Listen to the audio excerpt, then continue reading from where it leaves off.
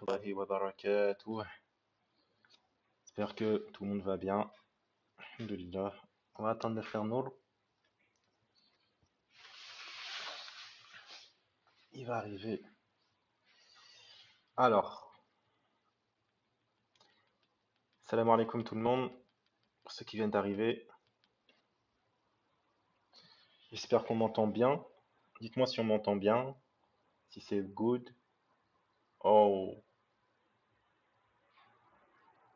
Ou si ce n'est pas bon, dites-moi. Tu veux inviter Nour. Naam, Nour, il arrive dans 1 ou 2 minutes, Inch'Allah. Donc, n'hésitez pas à rester si vous pouvez. Partagez le live, ça peut profiter à d'autres personnes. Et de liker aussi, Inch'Allah, n'oubliez pas de liker pour sécuriser le live. Parce que des fois, il y a des personnes qui signalent le live. Et en fait, le fait qu'il y ait beaucoup de likes sur le live, ça sécurise en fait le live pour pas qu'il saute, pour pas qu'il y ait des restrictions ou autre. Donc c'est pour ça que je vous demande. C'est pas parce que voilà. Donc Inch'Allah, il faut sécuriser le live en likant et aussi en partageant. Personne de honte à le nom, exactement. Donc voilà, voilà quoi. Donc, toujours le même thème. Je crois que ça va être le 10e live, si je ne me trompe pas. Thème sur les preuves de la prophétie du prophète Mohammed sallallahu alayhi wa sallam via les sources qu'on a à disposition, sources islamiques, etc. Donc, likez et partagez. Wa alaykoum salam wa rahmatullahi wa barakatuh. Tout le monde, ceux qui viennent d'arriver. Désolé s'il il y a des personnes à qui je réponds pas au salam. Quand je dis salam alaikum, vous rentrez tous dedans. Voilà, parce que des fois, je sais que ça peut donner l'impression que je réponds pas, alors que pas du tout. Donc voilà, voilà. En tout cas, j'espère que vous allez bien, vous avez passé une bonne journée. Oh, c'est parti. J'espère que vous avez passé une bonne journée, que vos familles se portent bien, pour le mieux, tout le monde. Et voilà, voilà quoi. Akhi, wa alaykoum salam wa rahmatullahi wa barakatuh. Moussa Abou Mariam, c'est bon, j'ai répondu à l'autre là qui disait des bêtises sur le Coran. C'est catastrophique. L'argument qui cite de Surat Ali Imran. Mais en fait, le truc, c'est que j'ai voulu plus détailler, mais déjà, la vidéo que j'ai faite, elle a duré déjà 4 minutes. C'est-à-dire qu'il y a des éléments que j'ai pas cités. Mais en fait, le verset qu'il a cité dans Surat Ali Imran, le verset 84, il se retrouve aussi dans la Surat Al-Baqarah, verset 180... Non, verset 136. Les deux versets, c'est les mêmes. Et en fait, dans le contexte des deux versets, à chaque fois, c'est une réfutation claire, lourde contre les chrétiens. Parce que tu vois, Allah Azza wa Jal te dit qu'en gros, on doit croire en ce qu'il a révélé à Ismaïl, en Ibrahim, Ishaq, Asbat, ce qu'il a révélé à Moussa et à Isa alayhi salam, et de faire aucune distinction entre eux. Donc ça, dans Surat al-Baqarah, le verset il est cité. Mais le verset 135 juste avant, c'est une réfutation des chrétiens. Donc ce verset, quand il a été révélé, dans le contexte dans le contexte de ce verset, dans le contexte, c'est une réfutation contre les chrétiens. Oh Nour, t'es là.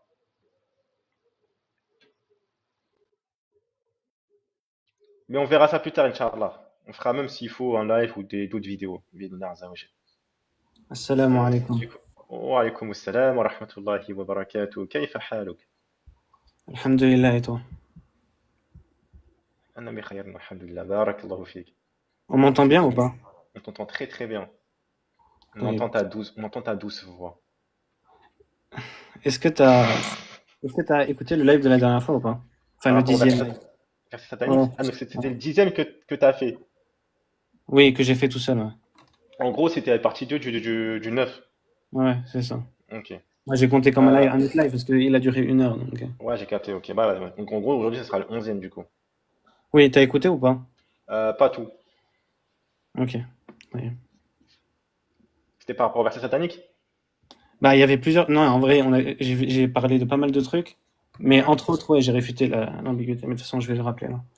Inch'Allah. طيب. بسم الله والصلاة والسلام على رسول الله وعلى آله وصحبه ومن اهتدى بهداه Donc là, on se retrouve pour le 11e live sur l'épreuve de la prophétie de Muhammad sallallahu alayhi wa sallam. La dernière fois, la semaine dernière, on a fait 2 lives. On a fait le 9e et le 10e. On a fini la partie sur la prière de nuit du prophète sallallahu alayhi wa sallam. On a vu qu'elle était imposée dès le début de la révélation, qu'elle était aussi imposée sur les compagnons pendant 1 an. Certains te disent même pendant 10 ans. On a vu que c'était une preuve de la sincérité de Muhammad sallallahu alayhi wa sallam et des compagnons avec lui. Pourquoi il serait imposé une difficulté pareille? Et que justement aussi le prophète sallallahu alayhi wa sallam, c'était pas une charge pour lui. Il tirait sa patience à travers ça. Il y trouvait refuge dans cette prière par rapport aux persécutions qu'il vivait le jour. Et dans énormément de versets, Allah, il ordonne au prophète sallallahu alayhi wa sallam de prier la nuit, justement pour endurer les persécutions du jour. Et ce lien-là entre patience et prière, c'est impossible qu'il vienne d'un menteur, parce qu'un menteur de base, pour lui, toutes ses adorations, c'est des charges sans sens. Il va jamais trouver refuge dans les adorations. Pour lui, c'est juste des choses sans aucun sens, sans aucun objectif. Du coup, le fait qu'il trouve justement ce refuge dans la prière de nuit, dans quelque chose qui est lourd et une charge difficile, c'est une preuve de la sincérité du prophète sallallahu alayhi wa sallam. Et il est demeuré constant sur cette prière jusqu'à sa mort, pendant 23 ans, alayhi salatu wassalam, alors qu'on a vu que le prophète sallallahu alayhi wa sallam, durant sa vie, il n'a jamais connu ce genre d'adoration-là. Il priait pas la nuit avant, le prophète sallallahu alayhi wa sallam, et d'un seul coup à 40 ans, alors qu'il avait un certain âge, subhanallah, le prophète sallallahu alayhi wa sallam. On a vu que c'était mutawatir, la prière longue du prophète sallallahu alayhi wa sallam, les heures qui passaient, ses pleurs, etc. alayhi salatu wassalam. Et ce lien qu'il avait avec Allah subhanahu wa ta'ala. Et que ça, c'est une preuve claire de la prophétie. En fait, le lien que Muhammad sallallahu alayhi wa sallam, il a avec Allah subhanahu wa ta'ala, et quand tu médites sur ça, tu vois clairement les traces de la prophétie. Ensuite, on avait réfuté aussi l'ambiguïté par rapport au mariage du prophète sallallahu alayhi wa sallam. Pour ceux que ça intéresse, c'est dans le 9e live. Dans le 9e live, j'ai abordé cette ambiguïté. Aussi, on a vu que le prophète sallallahu alayhi wa sallam, il avait des spécificités concernant les adorations et des choses qu'il s'imposait et qui étaient imposées sur lui, qui n'étaient pas imposées aux autres compagnons. Par exemple, la prière de nuit. On l'a vu ça, que la prière de nuit, au bout de 1 an ou au bout de 10 ans, elle a été, rendue facultative pour les compagnons, mais pour le prophète sallallahu alayhi wa sallam, elle est restée obligatoire jusqu'à la fin de sa vie. Et le prophète sallallahu alayhi wa sallam, il n'a pas laissé une nuit, alayhi salatu wassalam. Même s'il était malade, il la rattrapait. Même avec la vieillesse, il priait assis, alayhi salatu wassalam. Et aussi le jeûne continu. Le prophète sallallahu alayhi wa sallam, il jeûnait plusieurs jours de suite, alayhi salatu wassalam, et il interdisait de faire ça aux compagnons, alors qu'il voulait le faire parce qu'il voulait l'imiter. Mais comme le prophète sallallahu alayhi wa sallam, il est capable de faire des adorations que les compagnons ne sont pas capables, du coup il a interdit ça aux compagnons. Mais rien que ça, le fait qu'il se prive de choses et le fait qu'il s'impose des adorations plus difficiles encore qu'aux compagnons, c'est une preuve de sa prophétie alayhi salatu wassalam et de sa sincérité. Ensuite, on a parlé aussi des invocations du prophète sallallahu alayhi wa sallam. On a vu qu'il se remémorait Allah dans toutes ces situations, dans tous ces états. Et un menteur, il peut pas avoir un lien avec Allah comme le prophète il avait, alayhi salatu wassalam. Un menteur, subhanallah, il ment sur Allah de jour comme de nuit. Comment il va se remémorer celui sur qui il ment? Aslan. On a vu justement qu'un menteur, subhanallah, il pourrait pas prononcer les invocations que le prophète sallallahu alayhi wa sallam il prononçait d'une telle beauté, avec cette humilité, cette crainte, la servitude. Subhanallah, on a vu beaucoup d'exemples la dernière fois. Du coup, ça, c'est aussi dans le 9e live. Et on a vu qu'il n'y avait rien de comparable dans les poèmes de la Jahiliya, alors que le prophète sallallahu alayhi wa sallam, il vient justement d'un environnement polythéiste. Il n'y avait rien de comparable. Hatta dans les livres, dans les anciennes écritures, dans les livres des juifs et des chrétiens, il n'y a pas ça. Même dans les psaumes, c'est pas comparable, subhanallah. Ensuite, on a vu ça. Là, on passe au 10e live, du coup. Non, je pense que ça, c'était dans le 9e live, je suis pas sûr, Bakary, que le prophète sallallahu alayhi wa sallam, il était déjà reconnu par les savants juifs de Médine. Si, ça, j'en ai parlé dans le 9e live. Ouais.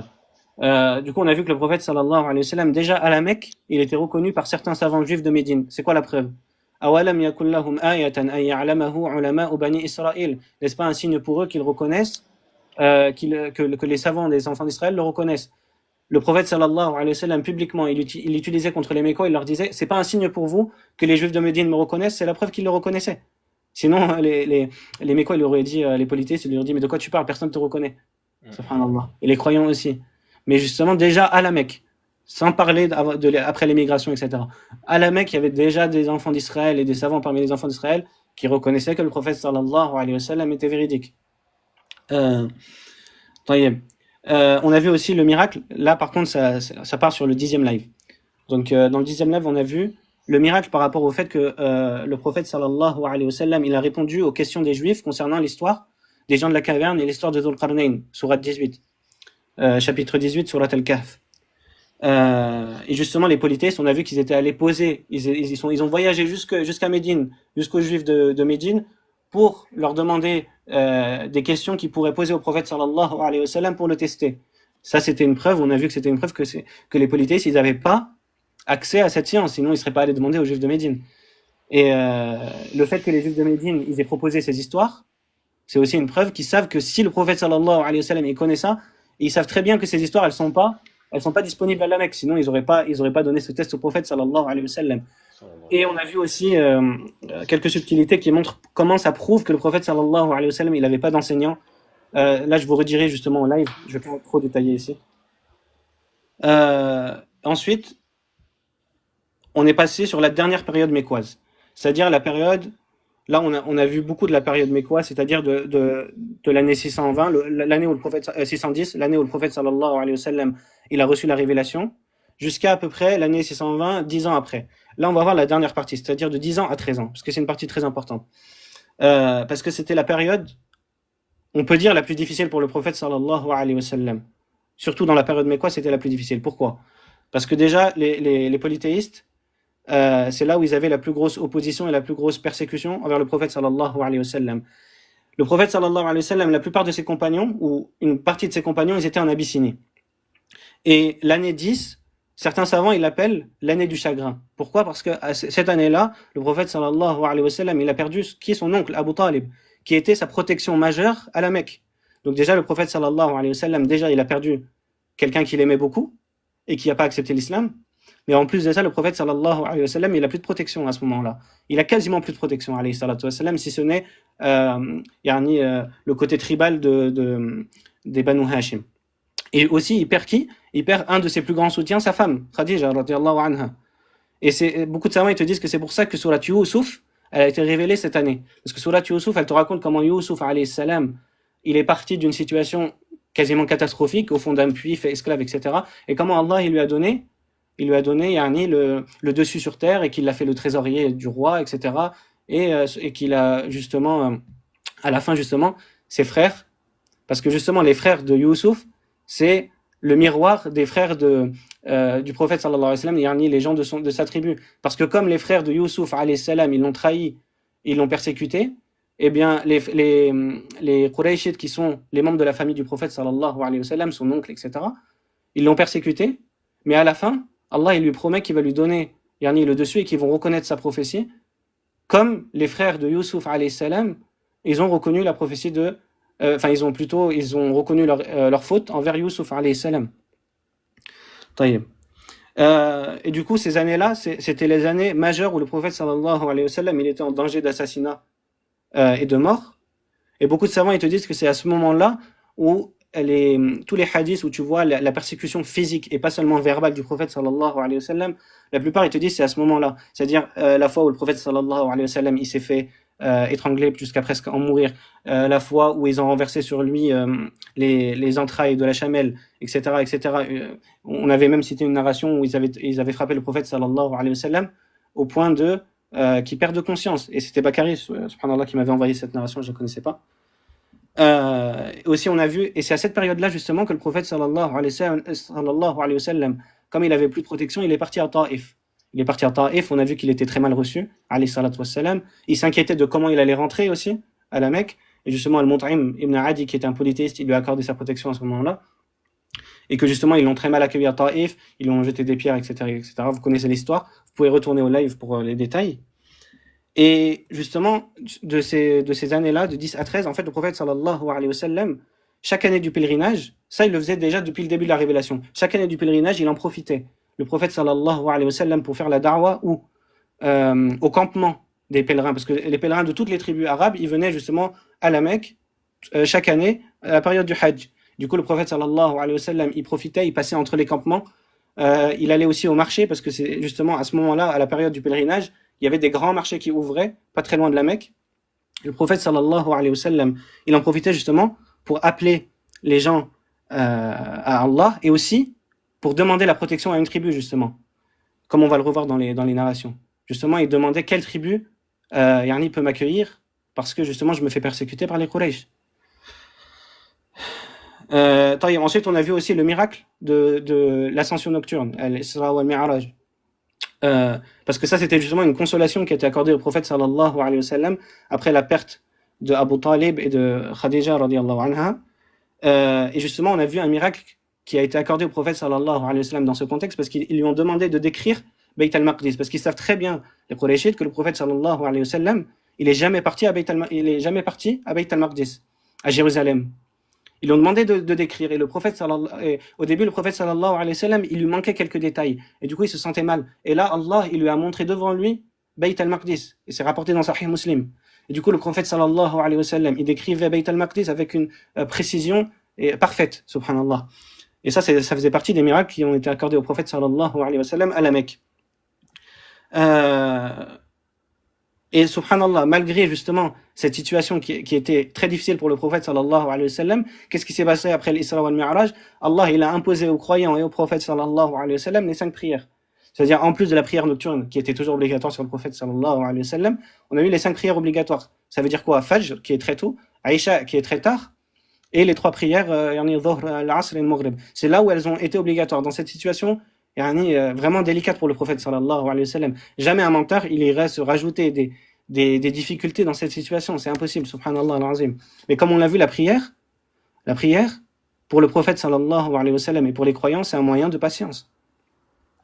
Ensuite, on a réfuté l'ambiguïté concernant les versets sataniques. Et on a vu, subhanallah al-azim, comme beaucoup d'ambiguïtés qui sont lancées contre l'islam et contre le prophète sallallahu alayhi wa sallam, en réalité, c'est une preuve de sa prophétie et de sa sincérité. Quand tu étudies bien l'histoire, même en admettant son authenticité, quand tu étudies l'histoire des versets sataniques, Qissatul Gharani, etc., tu te rends compte que, subhanallah, c'est une preuve de la prophétie de Mohammed sallallahu alayhi wa sallam et une preuve de sa sincérité. Et là, je vous renvoie justement au 10e live, Inch'Allah.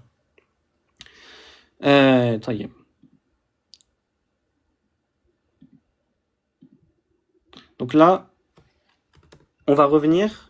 Là, on est en 620, d'accord? On est à la 11e année de la révélation. Et là, il va se passer quelque chose de très important, c'est la première rencontre entre le prophète sallallahu alayhi wa sallam et ceux qui deviendront bientôt les Ansar, les gens de Médine. Et c'est quoi les preuves de la prophétie qu'on peut tirer de là? Du coup, comme je vous ai dit, le prophète sallallahu alayhi wa sallam, il profitait des moments du Hajj pour aller justement entre les campements, pour aller dans les marchés, etc. Et toutes les années, le prophète sallallahu alayhi wa sallam, il allait voir chaque tribu. Il allait voir toutes les tribus. À chaque fois que le prophète, même en dehors du Hajj, à chaque fois que le prophète sallallahu alayhi wa sallam, il entendait qu'il y avait une tribu qui avait une certaine réputation, arrivé à la Mecque, directement le prophète sallallahu alayhi wa sallam, il va les voir pour leur prêcher l'islam, alayhi salatu wa sallam. Et à chaque fois, il essuyait refus sur refus, alayhi salatu wa sallam. Et on a vu aussi dans la narration la dernière fois que les gens, justement, quand ils passaient entre les campements, ils le pointaient du doigt, alayhi salatu wa sallam, quand ils passaient entre les campements. Et son oncle qui le suivait dans les marchés et qui disait aux gens ne l'écoutez pas, Abu Lahab, il disait aux gens n'écoutez pas le prophète sallallahu alayhi wa sallam, alors que le prophète sallallahu alayhi wa sallam il passait dans les marchés en appelant à Allah, il lui jetait des pierres, subhanallah. Et même les gens du Hajj, quand ils revenaient, ils disaient à leur peuple faites attention à celui-là. Ils mettaient en garde leur peuple contre le prophète sallallahu alayhi wa sallam, comme ça quand ils retournent au Hajj ils font attention. Et pourtant, le prophète sallallahu alayhi wa sallam, et ça c'est une preuve claire de sa sincérité, de sa prophétie. Et après tous ces refus-là, les gens qui le pointent du doigt, les gens qui se moquent de lui, alayhi salatu wa sallam, il persévère, alayhi salatu wa sallam. Pourquoi il persévère, alayhi salatu wa sallam? Et il a tout perdu là depuis ces 10 années-là qui se sont écoulées, de 40 à 50 ans. Il a perdu, subhanallah, la réputation qu'il avait dans son peuple, son commerce, etc. Ses filles, elles ont été divorcées, subhanallah. Et le prophète sallallahu alayhi wa sallam, malgré tous les refus et toutes les moqueries qu'il subit, subhanallah, le prophète sallallahu alayhi wa sallam, maintenant, à ce moment-là, il est connu dans toute l'Arabie et les gens se moquent de lui, subhanallah. Ils disent fais attention à celui-là quand tu retournes à la Mecque, qu'il te, qui t'influence pas. Subhanallah, il était pointé du doigt, alayhi salatu wassalam, quand il passait entre les campements des polythéistes. Mais le prophète sallallahu alayhi wa sallam, il a toujours été persévérant, alayhi salatu wassalam. Taïb. Et justement, là, en 620, à l'année du Hajj, le prophète sallallahu alayhi wa sallam, il fait la rencontre de 6 personnes de Khazraj. On a vu déjà Khazraj, ça fait partie des 2 tribus polythéistes de Médine. Il a fait la rencontre de 6 personnes de Khazraj. Et justement, le prophète sallallahu alayhi wa sallam, il va leur prêcher l'islam. Il va déjà leur réciter le Coran, et on a vu l'impact du Coran sur le cœur des gens. Et c'est quoi qui va justement amener les Ansar, alors que tout le monde refusait le prophète sallallahu alayhi wa sallam, et ça on l'a déjà vu. Bakari, c'est quoi la chose majeure qui va amener les Ansar à accepter le prophète sallallahu alayhi wa sallam dans cette situation? Là, comme ça, de tête, j'ai pas. C'est parce que les Ansar, comme c'est rapporté dans les narrations de la Sira, etc., les Ansar, ils vivaient avec qui? Ils vivaient avec les Juifs. Et les Juifs de Médine, ils menaçaient les Ansar en leur disant qu'il y a un prophète qui allait venir, et que, subhanallah, et que ce prophète-là, il combattrait à ses côtés, et du coup, il leur donnerait la suprématie sur les polythéistes. C'est-à-dire les Juifs de Médine, ils menaçaient les Aws et les Khazraj par la venue d'un prophète en disant qu'ils vont les combattre avec ce prophète. Du coup, les Aws, quand ils ont entendu le prêche du prophète sallallahu alayhi wa sallam, ils ont dit, mais attends, celui-là, là, c'est ce prophète-là avec lequel les Juifs, ils vous menacent depuis le début. Donc le fait, et les Juifs, ils leur disaient, on arrive dans un moment où un prophète va sortir, etc. Et on est dans une localisation où ce prophète va sortir. Et ça, c'est indéniable. Pourquoi? Parce que le prophète sallallahu alayhi wa sallam, quand il arrivait à Médine, il le récitait publiquement. وَلَمَّا جَاءَهُمْ كِتَابٌ مِّنْ عِنْدِ اللَّهِ مُصَدِّقٌ لِمَا مَعَهُمْ وَكَانُوا مِنْ قَبْلُ يَسْتَفْتِحُونَ عَلَى الَّذِينَ كَفَرُوا فَلَمَّا جَاءَهُمْ مَا عَرَفُوا كَفَرُوا بِهِ. Yani, quand leur vin, je vais prendre le verset devant moi comme ça, attends, sourate 2. 90, c'est combien? 89? 87? 89, 89. Comment on fait? Quand leur vient là un livre confirme ce qu'ils avaient déjà. Ouais. Attends, je vous lis le verset. Et quand leur vint... attends. Non, ça un livre. Taïeb. Et quand leur vint d'Allah... et pourquoi, subhanallah, il me le traduit en anglais? Attends, c'est bon. Taïeb. Et quand leur vint d'Allah un livre confirmant celui qu'ils avaient déjà, donc là il parle des Juifs, alors qu'auparavant ils cherchaient la suprématie sur les mécréants. C'est-à-dire qu'ils demandaient à Allah de leur envoyer un prophète, justement, pour avoir la suprématie sur les Aws et les Khazraj.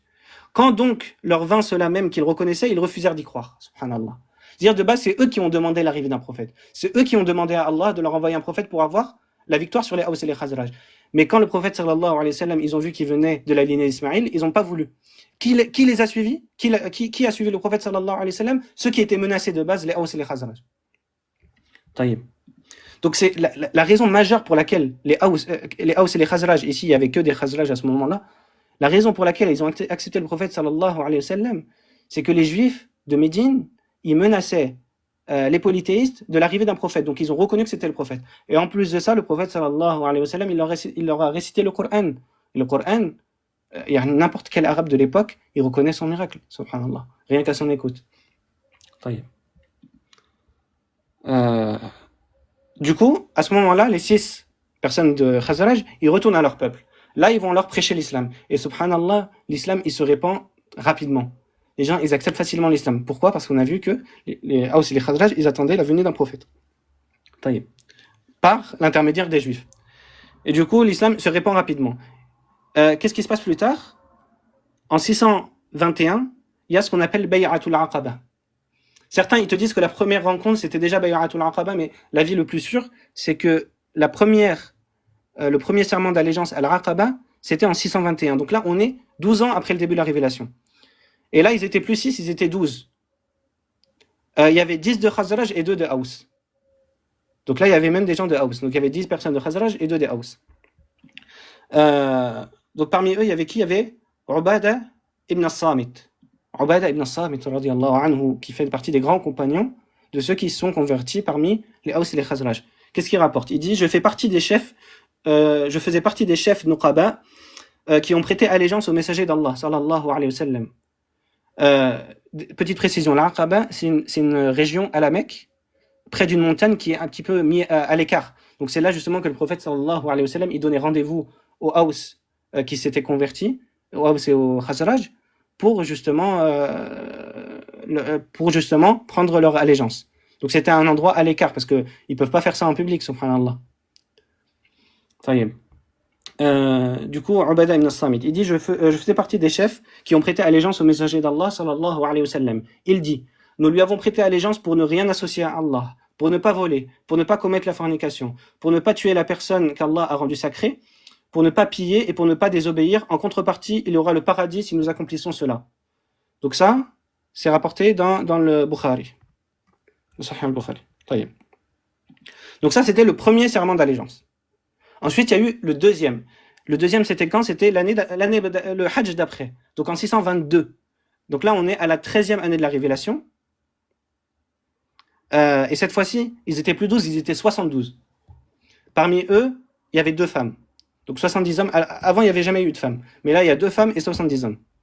Qu'est-ce qu'il nous rapporte Jabir ibn Abdillah, radiyallahu anhuma, qui fait partie de ceux qui se sont convertis de Médine. Le messager d'Allah, sallallahu alayhi wa sallam, passa 10 années à suivre les pèlerins dans leur campement, ce que je vous disais tout à l'heure.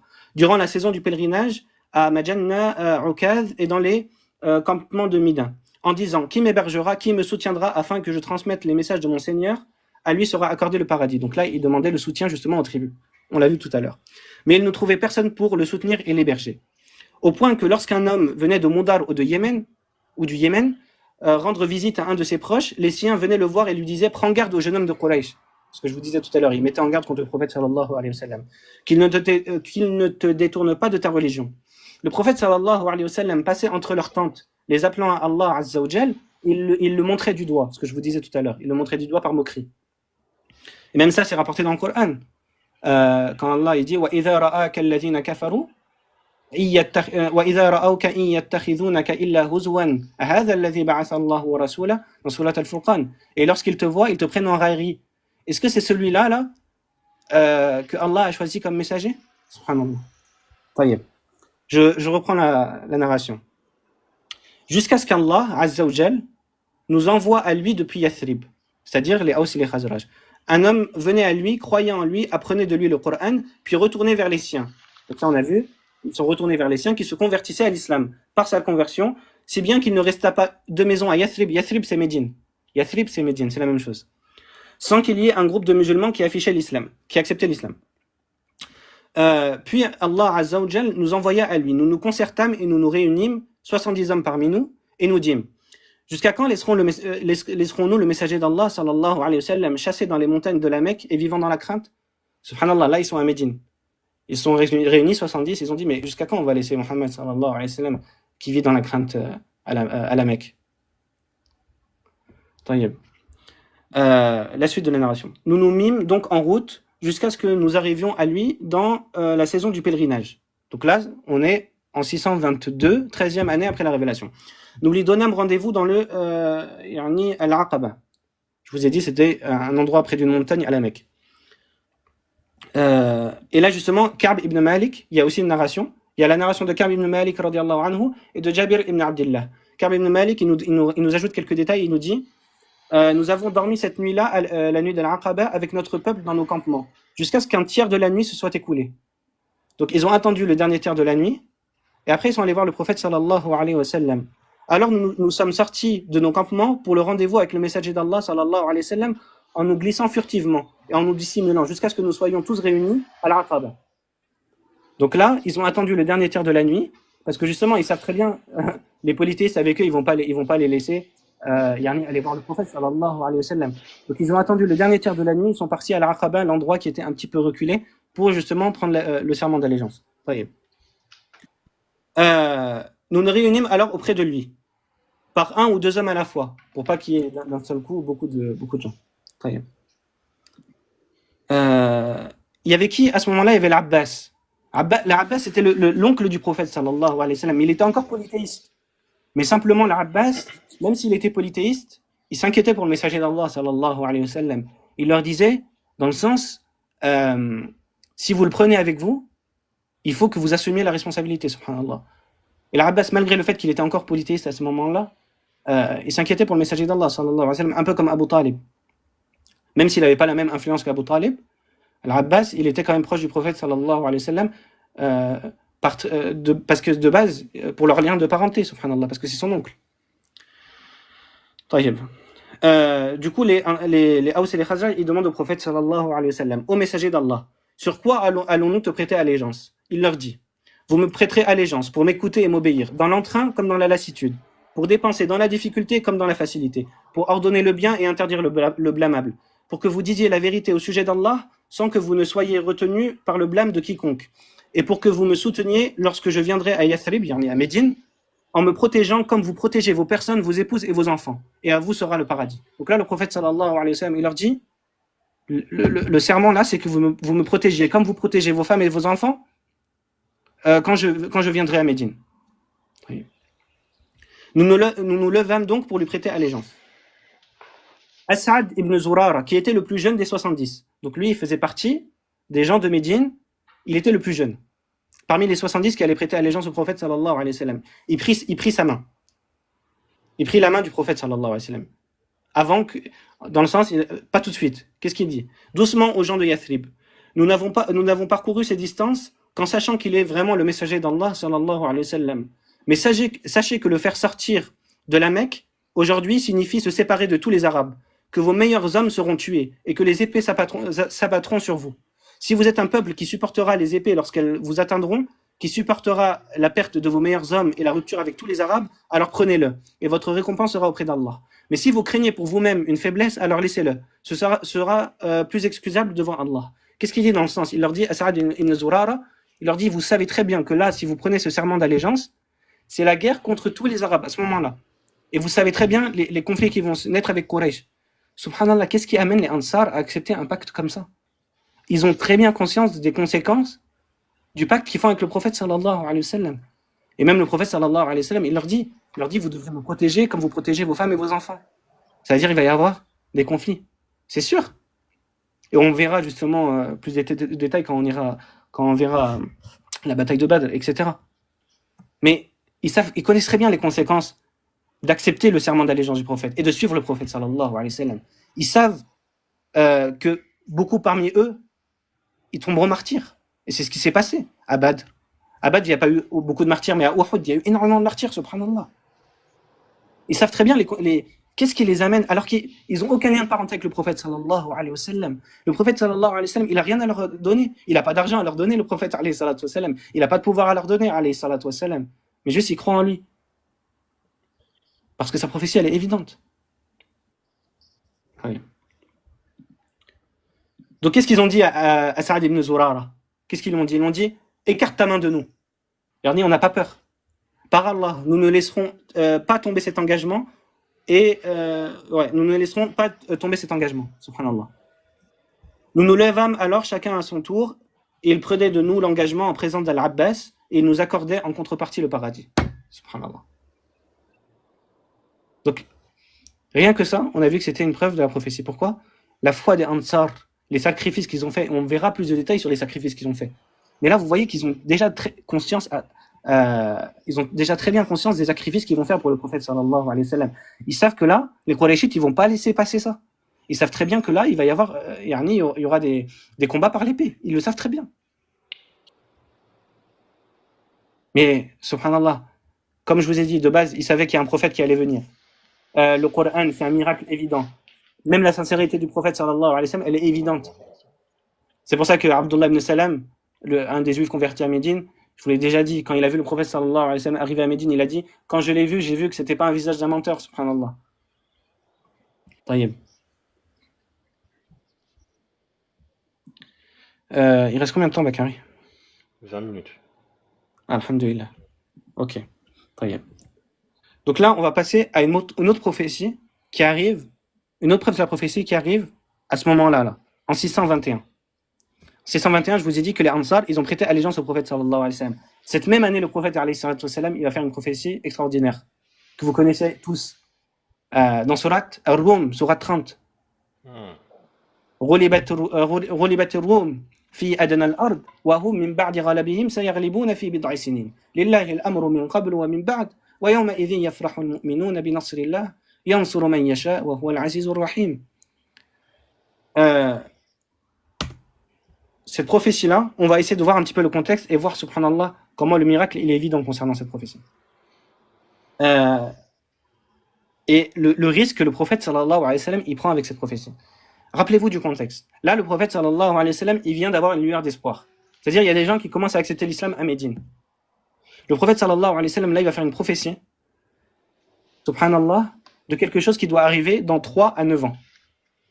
Parce que les Romains, vous savez qu'à ce moment-là, les 2 grandes puissances du monde, c'était l'Empire perse et l'Empire romain. Et on va le revoir plus en détail. Les Romains, ils ont été vaincus. Et là, le prophète sallallahu alayhi wa sallam, en 621, là, il annonce que les Romains vont reprendre le dessus sur les Perses dans une période limitée de 3 à 9 ans. Alors que justement, il vient, subhanallah, il vient d'avoir cette petite lueur d'espoir que les Ansar, de pouvoir partir à Médine et d'avoir des soutiens, etc. Et là, il va lancer publiquement une prophétie sur le fait que les Romains vont prendre la victoire sur les Perses. Donc là, on va se dire, mais attends, il a en gros une chance sur 2 d'avoir raison.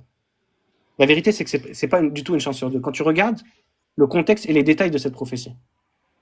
Donc, on reprend le contexte, Inch'Allah. On remonte un petit peu en arrière. Là, on est en 621, on remonte un petit peu en arrière. Au début, on va dire en 603, il y a l'empereur romain Maurice qui était proche de l'empereur perse Khosrow II. Il était proche de lui. Il était proche de lui. Et qu'est-ce qui va se passer? L'empereur Maurice, là, il va se faire assassiner. Il va se faire assassiner par Phocas. Et là, les Perses, du coup, ils vont vouloir se venger de l'assassinat de l'empereur romain Maurice. Qu'est-ce qui... Ça a coupé. Est-ce qu'on m'entend ou pas? Ouais, c'est bon, t'entends. Oui. J'en étais où? T'en étais au fait qu'ils Ouais. veulent se venger par rapport à l'empereur romain. Ouais, voilà, exactement. Et là, les Perses, ils vont déjà à ce moment-là, ravager les territoires romains. Il y aura énormément de pertes romaines à ce moment-là, de 603 jusqu'à peu près 610, d'accord? Et là, du coup, à cause de toutes ces tensions politiques, etc., et de base, Phocas, il n'était pas trop apprécié. Donc, qu'est-ce qui va se passer? Il va être lui-même, il va y avoir un coup d'État contre lui par le père de Héraclius, et du coup, Héraclius va prendre le pouvoir en 610. Que le père d'Héraclius était un général.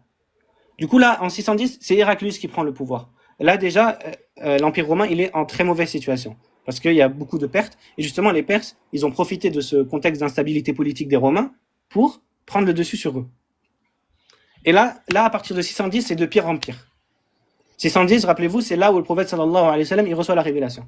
Là, à partir de 610, c'est que des défaites. Qu'est-ce qui se passe? 611, les Perses, ils prennent la Césarée, ils prennent Antioche. 613, ils prennent Damas. Ils prennent Damas en Syrie. Ensuite, en 614, ils prennent Jérusalem. Ils prennent toute la Palestine. Ils volent ce qu'ils appelaient la vraie croix. Parce qu'en gros, ils disaient que Jérusalem, il y avait vraiment une croix. Où ils disaient que c'était là où Isa alayhi salam, il s'était fait crucifier. C'était genre un symbole de l'Empire. Les Perses, ils l'ont pris, ils l'ont volé. Ils ont pris la Palestine, Jordanie, tout ça. 615, ils prennent l'Égypte, l'Éthiopie, l'Alexandrie, la Libye. Toujours les Perses. 616, ils prennent Carthage. Et les Perses, c'était pas les seules menaces. Les Perses, c'était pas les seules menaces. Il y avait aussi du côté européen, parce que les Perses, c'était du côté est. Mais du côté européen, il y avait les Avars. Ce peuple-là, c'était des barbares qui, justement, attaquaient l'Empire romain du côté des Balkans, du côté européen. Et justement, subhanallah, en 618, ils vont les trahir. Les Avars vont trahir les Romains. Du coup, en 619, les Perses, ils vont prendre Ankara. Du coup, ils vont se rapprocher, parce qu'Ankara, là, actuellement, c'est en Turquie. Ils vont se rapprocher de Constantinople, qui était la capitale de l'Empire romain. Donc là, subhanallah, en 621, au moment où le prophète sallallahu alayhi wa sallam, il fait cette prophétie, les Perses, ils ont pris quoi? Ils ont pris Syrie, Palestine, dont Jérusalem, Égypte.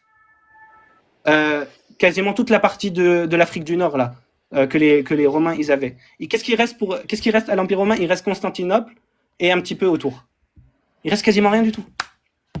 Là, l'Empire romain, il est sur le point de se faire dévaster, ravagé. Et c'est cette année où le prophète alayhi salatu wassalam, il prophétise, il dit Roulibatir Rum, les Romains ont été vaincus. Fi adna al-ard, wa hum min ba'di ghalabihim sayaghlibun. Et après justement la victoire des Perses, les Romains ils vont prendre la victoire sur les Perses, subhanallah. Fi bid'i sinin. Bid'i sinin, c'est-à-dire dans une période de 3 à 9 ans. À ce moment-là, les polythéistes, eux, ils étaient très contents que les Perses gagnent. Pourquoi? Parce que les Perses, c'était des majous, des adorateurs du soleil, etc., des polythéistes, comme eux. Alors que le peuple romain, c'était des gens du livre, donc plus proche du prophète, sallallahu alayhi wa sallam. Ils croient en les prophètes, ils croient en Moïse, ils croient en Jésus et tout, etc. Donc, à ce moment-là, quand le prophète, sallallahu alayhi wa sallam, il fait cette prophétie, les Qurayshites, ils disent, ok, on parie que les Romains, ils vont pas gagner dans 3 à 9 ans.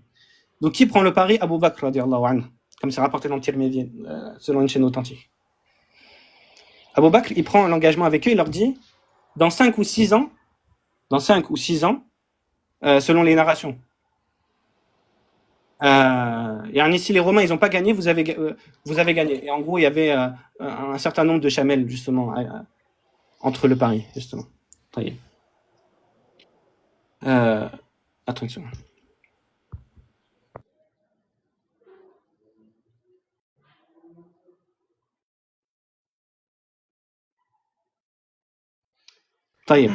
Donc là, après justement l'année 621, dans laquelle, je vous rappelle, le prophète sallallahu alayhi wa sallam, il commence à avoir la lueur d'espoir d'aller à Médine, il va lancer une prophétie qui, subhanallah, si elle passe pas, ça va jeter le doute sur tout son message.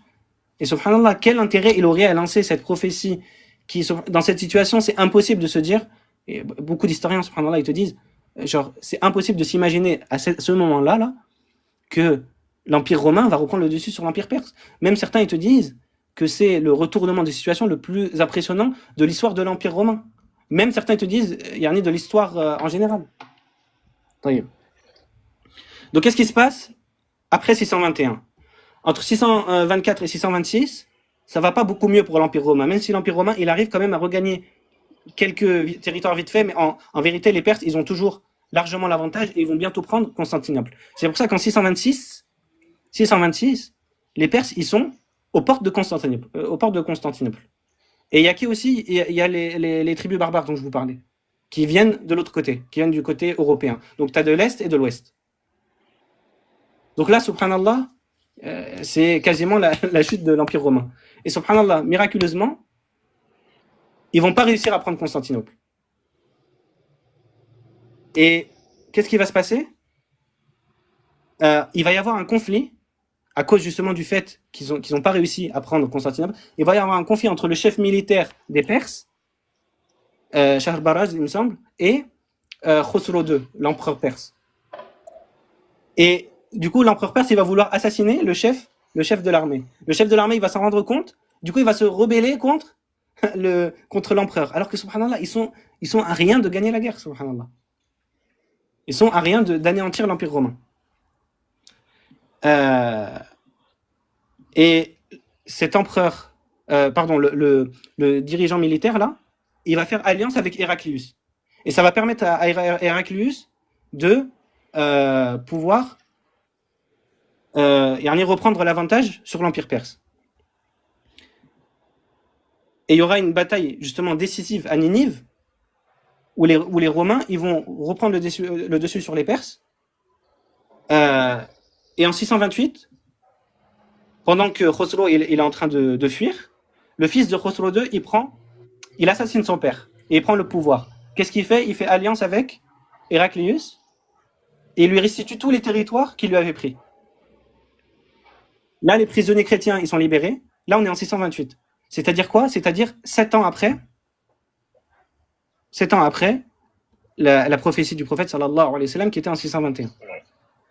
Quelque chose de très important, c'est que on a vu que Abou Bakr, il a pris le pacte, il a pris le pari à 5 ou 6 ans. Et justement, à ce moment-là, la prophétie, elle s'était pas réalisée. Et justement, les musulmans, ils lui en ont voulu. Ils lui ont dit, pourquoi t'as dit 5 ou 6 ans? T'aurais dû dire jusqu'à 9 ans. Parce que Allah, il a dit, il n'a pas dit dans 5 ou 6 ans. Et justement, le prophète, sallallahu alayhi wa sallam, il va réaffirmer encore. Alors que, subhanallah, à ce moment-là, en 626, ils sont justement aux portes de Constantinople. Le prophète, sallallahu alayhi wa sallam, il leur dit, même dans ces situations, les Romains, ils vont quand même gagner. Subhanallah. Et justement, du coup, en 628, il y a, subhanallah, un retournement extraordinaire à cause justement du conflit entre l'empereur perse et, et son commandant militaire, etc., etc. Et subhanallah, l'empire byzantin, il reprend tous ces territoires, la Palestine, la Jordanie, l'Égypte, la Mésopotamie, il reprend tout. Les prisonniers chrétiens, ils sont libérés. La croix, là, que je vous ai dit, qui a été volée, elle est restituée. Et il fait la paix justement avec le fils de Khosrow II qui a assassiné son père. Et ça y est, ils reviennent comme avant. Subhanallah. C'est un retournement de situation que tu n'as jamais vu dans l'histoire de l'Empire romain.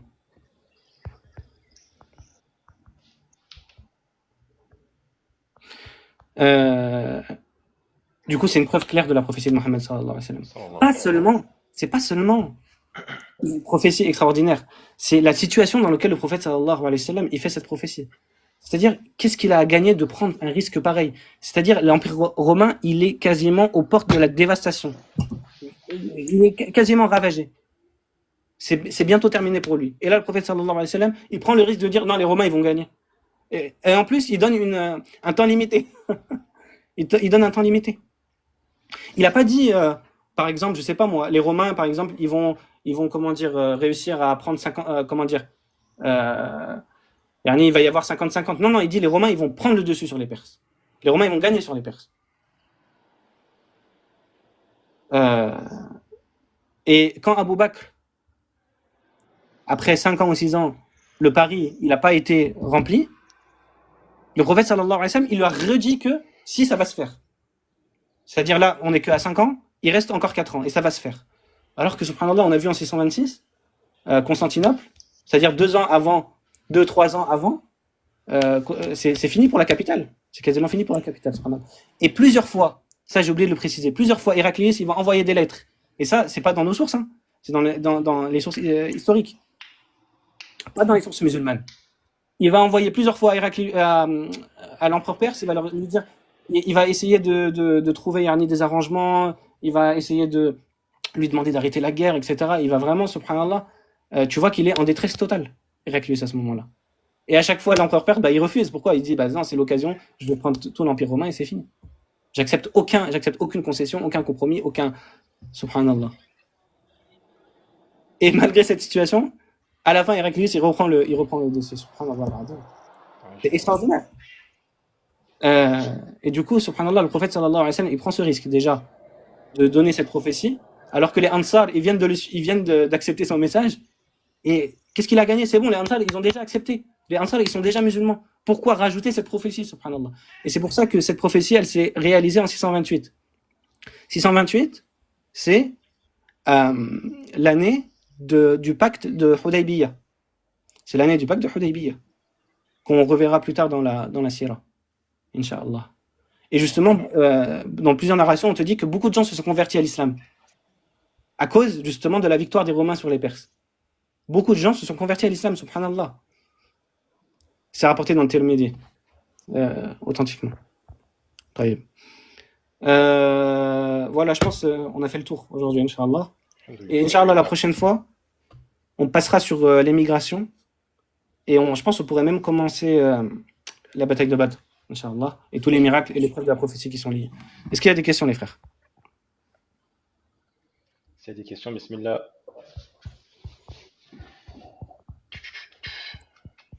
Et pour les rediffusions, ça sera sur la chaîne YouTube de Nour. C'est le même nom. Sa chaîne, c'est le même nom que son TikTok. Pour ceux qui veulent. Oui, tous les épisodes, ils sont sur YouTube.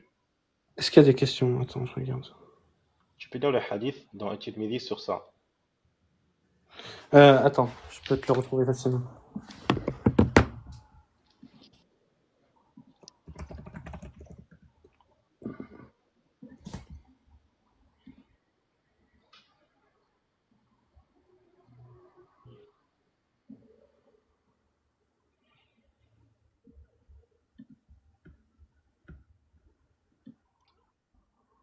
Parce qu'en attendant, il y a d'autres questions sur le sujet. Est-ce qu'il y a d'autres questions concernant la prophétie? Le temps que je retrouve là.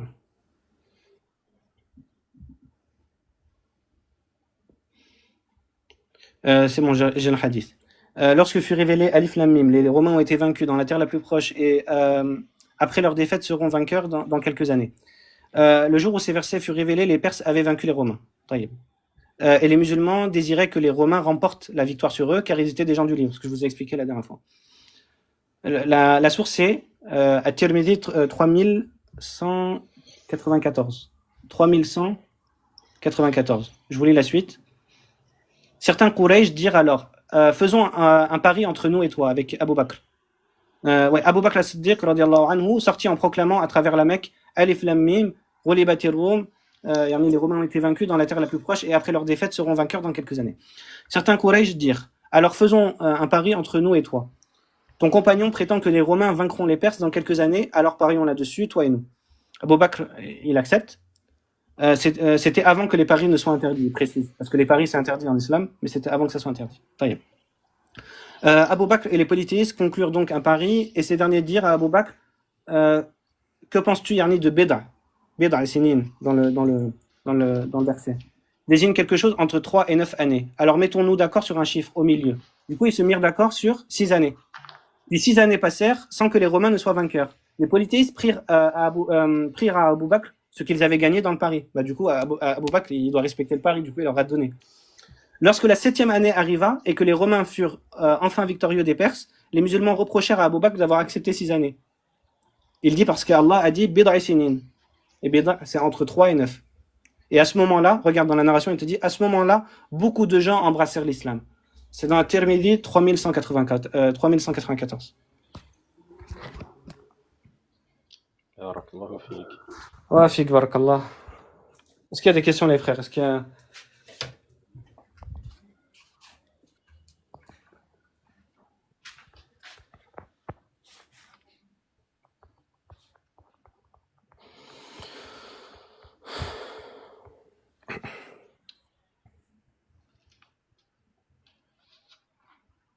Comment on peut savoir que la sourate a bien été révélée avant? Par le hadith que je t'ai dit là, mais c'est évident, rien que dans les termes des versets. Parce que le verset, il te dit, les Romains ont été vaincus, et après leur victoire, ils seront vainqueurs. Donc ça parle du futur. Donc forcément, les versets ont été révélés avant. Même sinon, la prophétie, personne ne la prendrait au sérieux.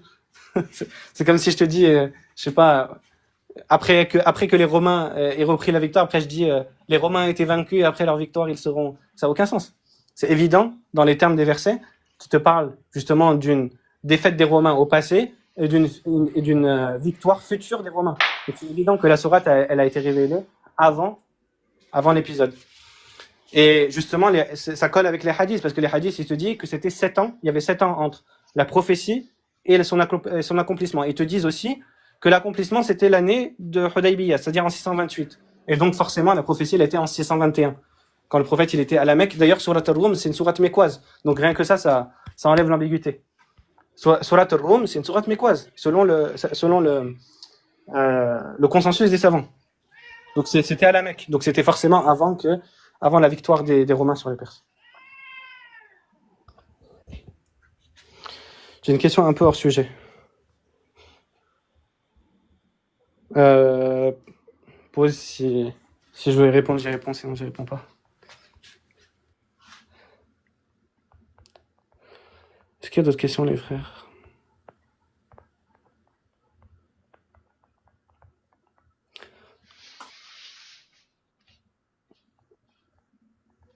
Alors, il y a la question. Vas-y. Il y a un coraniste qui a dit si les actions du prophète sallallahu alayhi wa sallam c'est des révélations, c'est péché. Oui. Je pense que c'est péché et c'est aussi révélation du coup. J'ai compris. Le truc, c'est quoi? C'est que les erreurs des prophètes, justement, ça c'est une preuve, justement, que la révélation et que les actions des prophètes sont des modèles pour nous. Pourquoi? Parce que systématiquement, quand un prophète il va faire une erreur, On l'a vu par exemple avec Surat Abasa. On va le revoir par exemple dans ce qui va se passer à Badr. C'est-à-dire, un prophète, il peut avoir un effort d'interprétation et se tromper. Mais Allah, systématiquement, il va descendre la révélation pour corriger. Justement, pourquoi? Parce que les prophètes sont des exemples. Et donc, Allah, il va jamais laisser une erreur sans la corriger. Il va jamais laisser une erreur d'un prophète sans la corriger. Et donc, c'est pour ça que les actions des prophètes sont des modèles pour nous. Et non, des fois, un prophète, il peut agir par effort d'interprétation et pas forcément par révélation. Il y a des choses qui sont des révélations et des choses qui sont des efforts d'interprétation par les prophètes.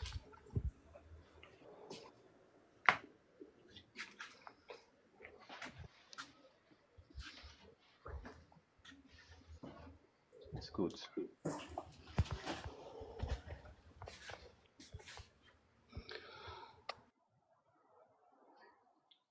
It's good, it's good. Là, de toute façon, moi, je vais pas tarder à y aller. En tout cas, nous, Il reste une question du coup. si tu peux rajouter quelque chose, et s'il y a une question. Je vais prendre encore une question. Si...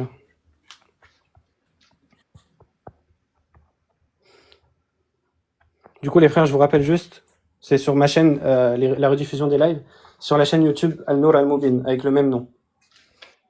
Il y a tous les anciens lives. On va le poster, Inch'Allah, demain, celui-là. Bon, je remonte, mais je vois pas particulièrement de questions, donc... Vas-y, s'il n'y a pas de questions, on va arrêter. طيب سبحانك اللهم ربنا وبحمدك أشهد أن لا إله إلا أنت أستغفرك وأتوب إليك الله أعلى وأعلم وبالله التوفيق السلام عليكم ورحمة الله وبركاته بارك الله فيكم السلام ورحمة الله وبركاته. جزاك الله خير.